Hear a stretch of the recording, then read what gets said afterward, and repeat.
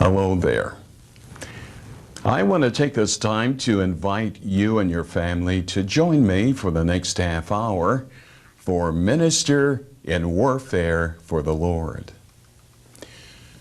Throughout history, many great and wise men such as our teachers, philosophers, patriarchs, and prophets of the Bible, who have disagreed with each other over different things, but on this one point, they are in complete and unanimous agreement, and that is that you are the sum total of your thoughts. In other words, a man's life is what his thoughts make of it. And if you change your thinking, you will indeed change your life. And your thinking process will proceed in one of two directions, either positive or negative. And it's important that no matter what social status you may have been born to, don't allow yourself or anyone else to convince you that that is where you should be and be happy about it. But Marcus Garvey spoke adamantly against this form of thinking, for he is quoted as saying that some of us seem to accept the fatalist position and the fatalist attitude that the Creator accorded to us a certain position and condition, and therefore there is no need to try to be anything else. Yes, everything begins in the mind. Now, when I mentioned the fact that the U.S. Bureau of Census says that the resident population of the United States now stands at 295,247,720 people, and we're still growing. And we are growing at the rate of one birth every 8 seconds. And despite the fact that we have one death every 13 seconds, we also have one international migrant that becomes a part of our population every 26 seconds, which comes to a net gain of one person every 12 seconds. Which means that every minute, our U.S. population increases by 5, and in 1 hour, 300, in 1 day, 7,200, and in 1 year, 2,628,000 new people become an official statistic in summarizing the U.S. population. Now, having heard that statistic, what's the first thing that comes to your mind? Now, if you had two different people, they would look at that information in two different ways. Now for a Bill Gates, the American billionaire who is also the richest man in the world, he may look at that figure of 2 million, that is 295,247,000 new people, with great optimism. For in them he sees a potential market of 295,247,720 new customers who may buy his computers, which will increase sales, increase the value of his stock, which in turn will increase the value of his net worth, and which will bring bigger dividends on his investment. But to another man who works at the Delphi Chassis Kettering or Vandalia Auto Parts Factory, who during the Christmas holiday period of last year received the notice that the plant will be closed within a year, and this man, having worked at that plant for some 10 years, he realizes that this coming Christmas will be very bleak and dreary because the only thing he will be drawing will be his subpay and unemployment checks, which will not last for more than a year. And for him, the prospect of having 5 new people being added to the labor market every minute is not something that he looks forward to and cherishes the thought of. And if he is not watchful and careful in regards to his thought life, he will then find himself being enveloped into an environment of negative thoughts and spirits, which will ever so slowly eat away at his self-confidence and faith in himself, which will serve as a prelude to something even more serious, a feeling of helplessness and hopelessness. And for some people, if this problem isn't addressed quickly, then the byproducts of pain and suffering will bring with it devastating consequences. But if you look very closely and observe their actions and listen to what they say, you will hear them crying out for help. A cry which is also the title of my sermon. Someone help me, please. The pain that I feel is unbearable.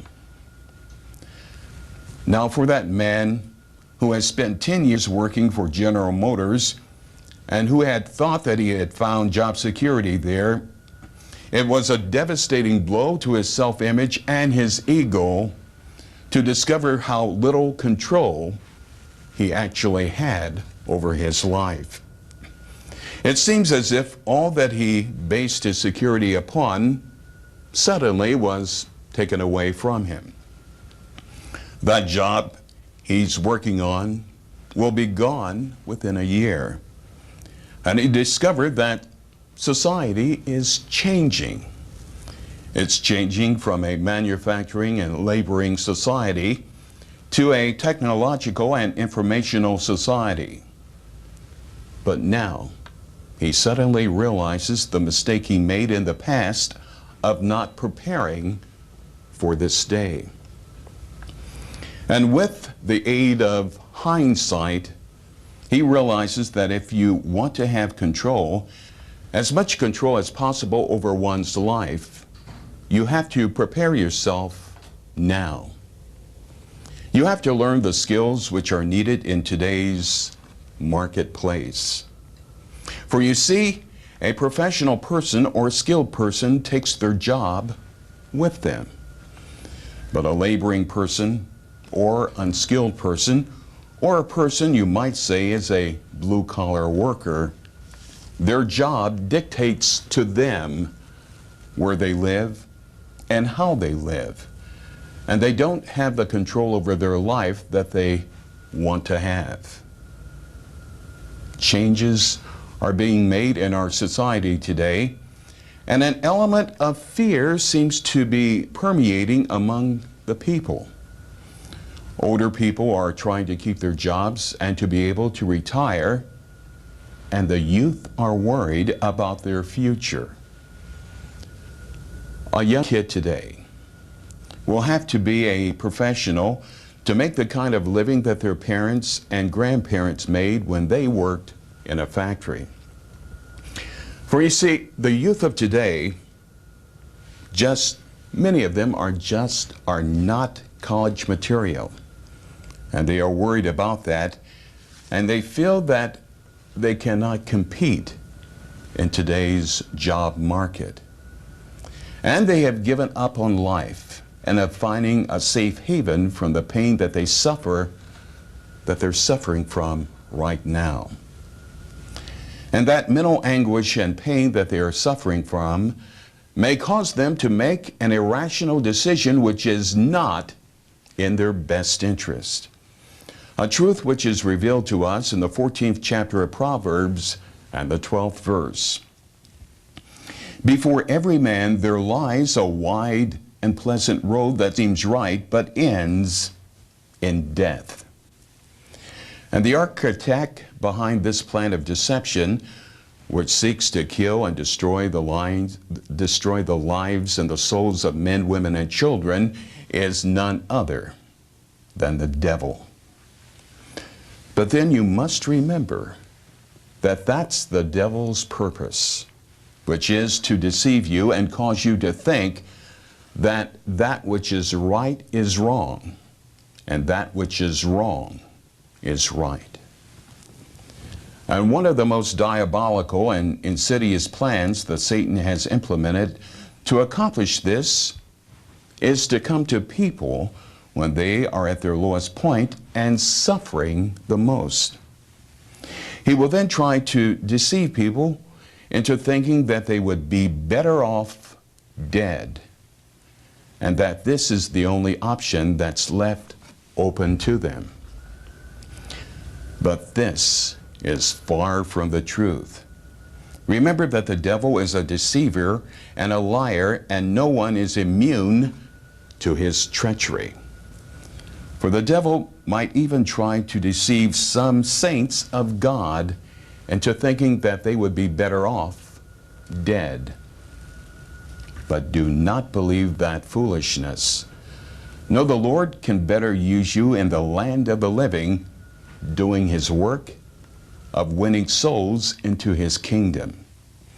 For in the first chapter of Philippians, in the 23rd and 24th verse, it tells us, "Sometimes I want to live, and at other times I don't.